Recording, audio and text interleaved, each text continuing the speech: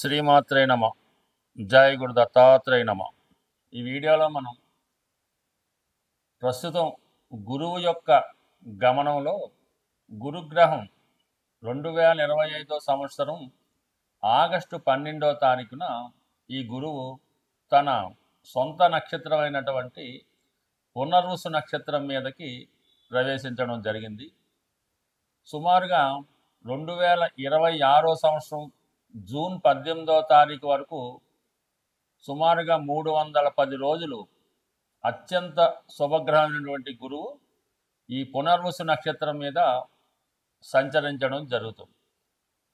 ఈ సంచరించడంలో నవంబర్ 12వ తారీఖు నుంచి అంటే 2025 నవంబర్ 12 నుంచి 11వ తారీఖు మార్చి 2026 వరకు కూడా గురుగ్రహం వక్రగమనం పొందడం జరుగుతూ ఉంటుంది. అంటే గురువు మామూలు కన్నా వక్రగమనంలో ఉన్నప్పుడు అత్యంత శుభ ఫలితాలు ఇవ్వడం జరుగుతూ ఉంటుంది. సో మళ్ళా మనకి ఇదే గురువు అక్టోబర్ 18వ తారీఖు నుంచి డిసెంబర్ 5వ తారీఖు వరకు అంటే ఇంతంతా 2025 సంవత్సరం అక్టోబర్ 18 నుంచి డిసెంబర్ 5 వరకు కూడా గురువు కర్కాటక రాశిలో సంచరించడం జరుగుతూ ఉంటుంది. అంటే అక్టోబర్ 18న కర్కాటకంలో ప్రవేశించిన గురువు నవంబర్ 12వ తారీఖున వక్రగమనం పొంది తిరిగి మళ్ళా మిథున రాశిలోకి ప్రవేశించడం జరుగుతుంది. సుమారుగా ఒక 50 రోజుల పాటు ఈ గురువు కర్కాటక రాశిలో తన ఉచ్చక్షేత్రంలో అత్యంత బలవంతుడై సంచరించడం జరుగుతూ ఉంటుంది. అంటే మొత్తం మీద పునర్వసు నక్షత్రంలోనే ఇదంతా జరుగుతుంది. పునర్వసు నక్షత్రం 3 పాదాలు మిథున రాశి యందు, ఒక పాదం కర్కాటక రాశి యందు సంచరించడం జరుగుతూ ఉంటుంది.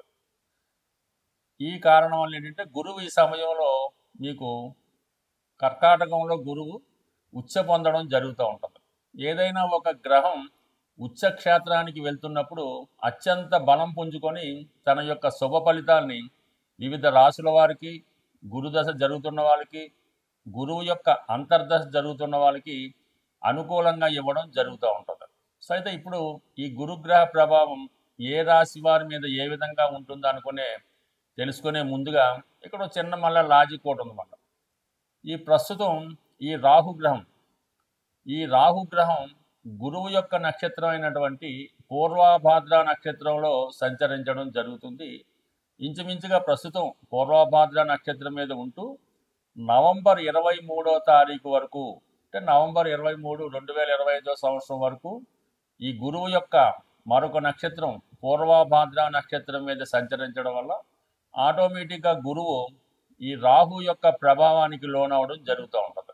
సో రెండు కూడా ఈ విధంగా ఒక కోణ దృష్టి ఈ గురువు మరి రాహు మళ్ళీ ఏర్పడడం వల్ల గురువు రాహు యొక్క ప్రభావానికి లోనవడం వల్ల కొన్ని ఫలితాలు జాతకుడికి అనుకూలంగా ఇవ్వడం జరగదు. అయితే 1-2 సార్లు ప్రయత్నం చేయడం వల్ల జరుగుతూ ఉంటుంది. కొన్ని కార్యక్రమాల్లో అంటే రాహుకి అనుకూలంగా ఉన్నటువంటి కార్యక్రమాల్లో గురువు మనకి అనుకూల ఫలితాలు ఇవ్వడం జరుగుతూ ఉంటుంది. ఏదైనా గురువు ఒక భావంలో ఉన్న ఒక స్థానంలో ఉన్న ఆ భావాన్ని ఎక్స్పాండ్ చేయడం జరుగుతూ ఉంటుంది. ఆ భావాన్ని బాగా పెంచుతూ ఉంటాడు అనమాట. ధనస్థానంలో ఉంటే బాగా ధనవంతుడు చేస్తాడు, సంతాన స్థానంలో ఉంటే ఎక్కువ సంతానాన్ని ఇస్తూ ఉంటాడు. సేమ్ రాహు కూడా అదే పద్ధతి. రాహు కూడా ఏ భావంలో ఉన్నా ఆ భావాన్ని తన యొక్క పద్ధతిలో అంటే తనదైన మార్పు సృష్టించే విధంగా పెంచుతూ ఉంటాడు. ఏదైనా ఒక అనెతికల్ ఉందనుకోండి, ఏదైనా ఒక అనెతికల్ అంటే మామూలుగా ఏదంటే ఒక చెడ్డ అలవాట్లు ఉంటే దాన్ని బాగా పెంచుతూ ఉంటాడు. ఒక వ్యభిచారం అవ్వచ్చు, ఒక స్మగ్లింగ్ అవ్వచ్చు, ఇవన్నీ కూడా రాహు యొక్క లక్షణాలు. రాహు ఏదైనా ఒక విషయాన్ని విపరీతంగా పెంచి మళ్ళీ సడన్గా దానివల్ల డౌన్ఫాల్ ఇస్తూ ఉంటాడు. సో ఇప్పుడు ఈ రాహు మనకి నవంబర్ 12 వరకు, రాహు నవంబర్ 23 వరకు మనకి ఈ పూర్వభాద్ర నక్షత్రంలో సంచరించడం వల్ల గురువు అప్పటి వరకు కొన్ని మిశ్రమ ఫలితాలు ఇస్తూ దాని తర్వాత నుంచి నవంబర్ 23 నుంచి ఇంచుమించుగా మనకి జూన్ 2018 వరకు జాతకుడికి శుభ ఫలితాలు ఇవ్వడం జరుగుతూ ఉంటుంది. అందువల్ల ఏంటంటే ఏ రాశి వారికి ఏ విధమైనటువంటి ఫలితం రావడం జరుగుతుంటుందని తెలుసుకునే ప్రయత్నంలో ఈ వీడియోలో మనం ఆగస్టు 12 టు 2026 జూన్ 18 మధ్యలో గురుగ్రహం కంప్లీట్గా పునర్వసు నక్షత్రం మీద సంచరించడం జరుగుతూ ఉంది.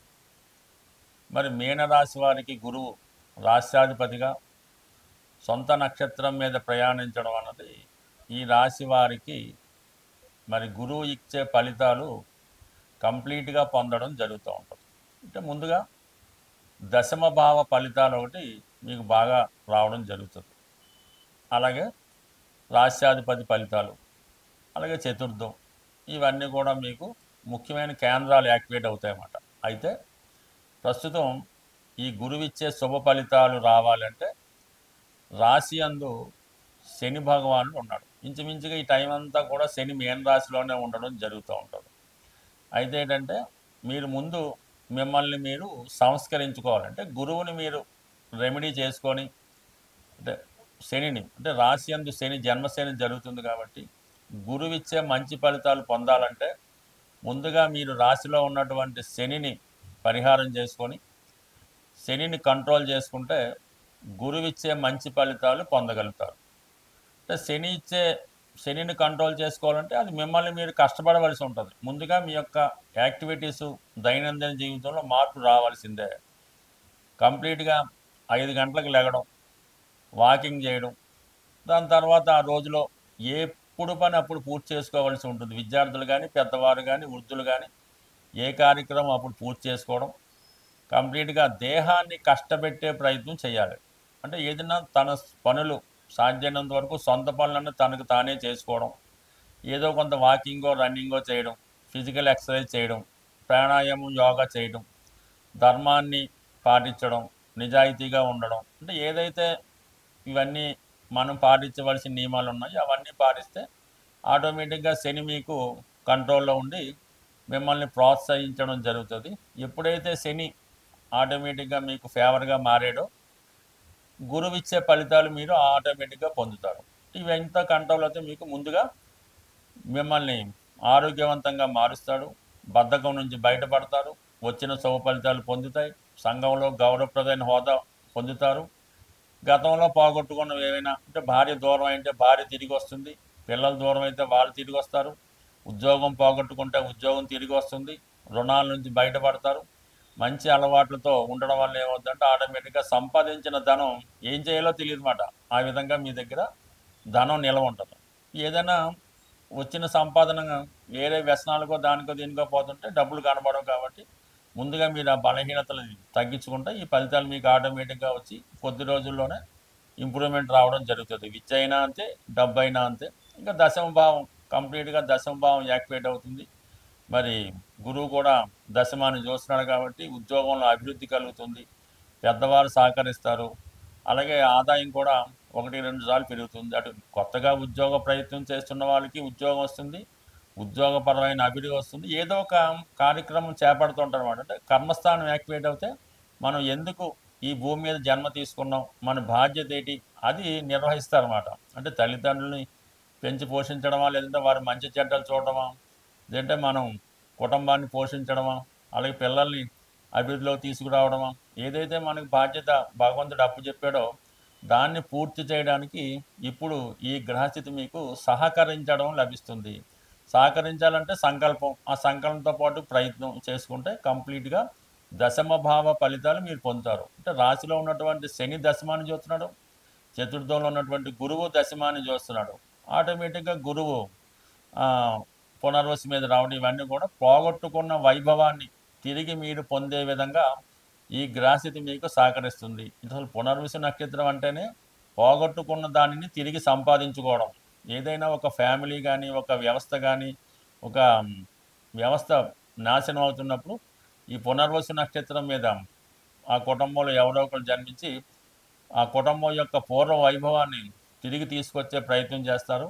ఆ కుటుంబంలో ఉన్నటువంటి సమస్యల్ని సాల్వ్ చేయడం కూడా జరుగుతూ ఉంటుంది. సో అందువలన ఇప్పుడు ఈ రాశి వారికి మిమ్మల్ని మీరు ఇంప్రూవ్ చేసుకుంటూ, సంస్కరించుకుంటూ, మీ కుటుంబాన్ని, మీ వ్యవస్థని బాగు చేసే విధంగా ఈ గ్రహస్థితి మీకు సహకరిస్తుంది. సబ్జెక్టు కండిషన్ ఏంటంటే ముందుగా శనిని మీరు కంట్రోల్ చేయాలి. శనిని కంట్రోల్ చేయాలంటే క్రమశిక్షణతో వెలగాలి, కొన్ని అలవాట్లు తగ్గించుకోవాలి, కొన్ని బలహీనతల నుంచి బయటపడాలి. వీటి బయటపడితేనే గురువు మీకు అనుకూలించే అవకాశం ఉంటుంది. తప్పకుండా అవుతుంది, జరిగి తీరుతుందన్నమాట. గురువు ఎప్పుడు కూడా ఫలితం ఇవ్వడానికి సిద్ధంగానే ఉంటాడు.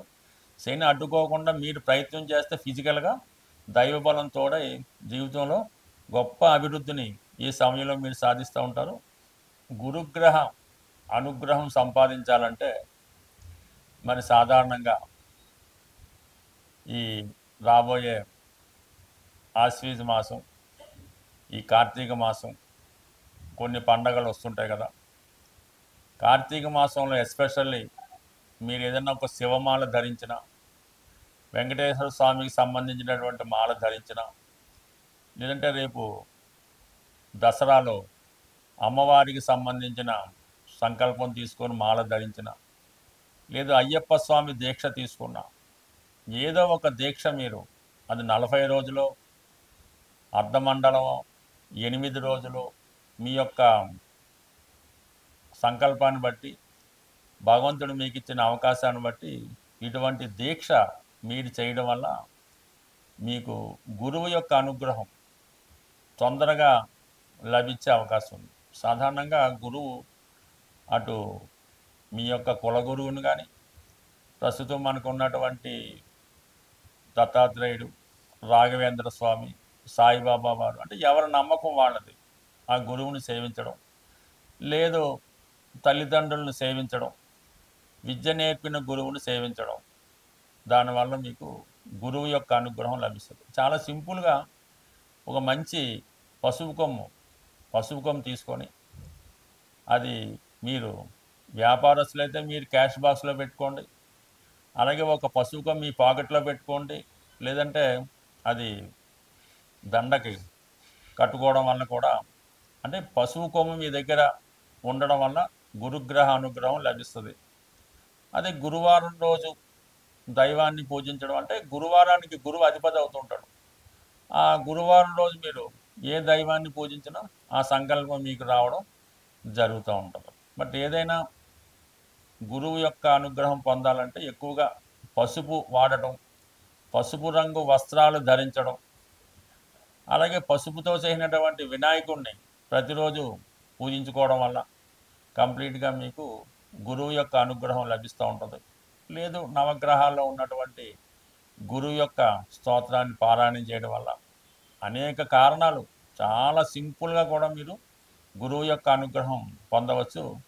కేవలం విఘ్నేశ్వరుని గరికతో అర్చించడం వల్ల అయితేనే, వెంకటేశ్వర స్వామిని తులసి దళాలతో పూజించడం వల్ల అయితేనే, శివుణ్ణి శుభ్రమైనటువంటి గంగాజలంతో అభిషేకం చేయడం వల్ల అయితేనే, సో ఏ కార్యక్రమం చేపట్టినా కంప్లీట్గా మీకు గురుగ్రహ అనుగ్రహం లభిస్తుంది. గురుగ్రహ అనుగ్రహం ఉంటేనే జీవితంలో అదృష్టం దొరుకుతుంది. సో ఏదైనా మరి గురువు యొక్క అనుగ్రహం ప్రతి ఒక్కరు కూడా చాలా సులభంగా పొందవచ్చు.